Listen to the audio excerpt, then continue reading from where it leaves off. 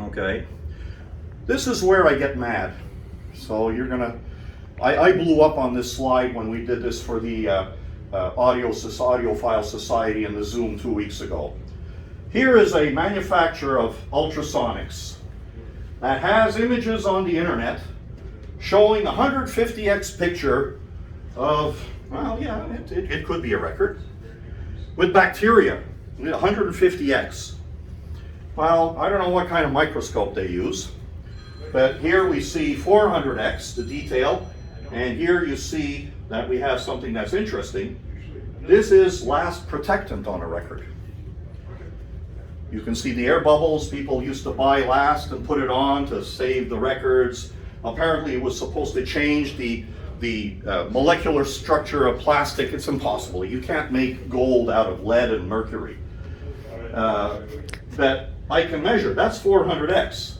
This is 200x. And notice that music is dynamic. Music is dynamic. And also bacteria is nonsense. Bacteria has nothing to do with needle contact. So here again we have some other pictures. Again, this is showing what we did before in 3D and in 2D. And you see there's waves. We're not straight. Grooves are not straight. They're dynamic. They move with the music. So there we go. So think of that. So here's a Cascadia, the other proof.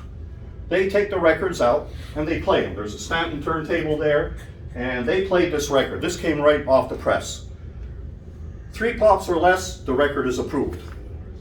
4 pops or more, the record gets ground up. Okay? Well, here we had 3 pops. I said, can you play the record again? And normally you don't play a record more than once every 24 hours. Why? Because heat changes the configuration of the grooves. I mentioned the word plasticizer. The plasticizer isn't made to make a record flexible. The plasticizer is made for the record, once it's played, to see the grooves go back to the rest position.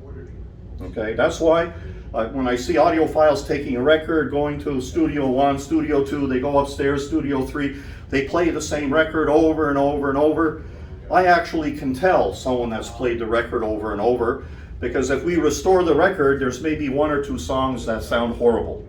Why? Because they've been playing it while it's hot over and over, and perhaps they used an alcohol-based cleaner which affects the plasticizer. And we'll talk about that later. But here we played the record again, and now we have 5 pops. She said, oh my God, 3 pops was approved. How come we have 5? Did I do my job right? No, it's a dirty area. Record plants are horrible, they're dirty. So what did we do? This was in the car. We didn't set it up at the show yet. Used regular water, not distilled water, and I was able to restore the record. We had 0 pops in front of their eyes. I got a question. You've been talking a lot about recycling. Yes. And how about when you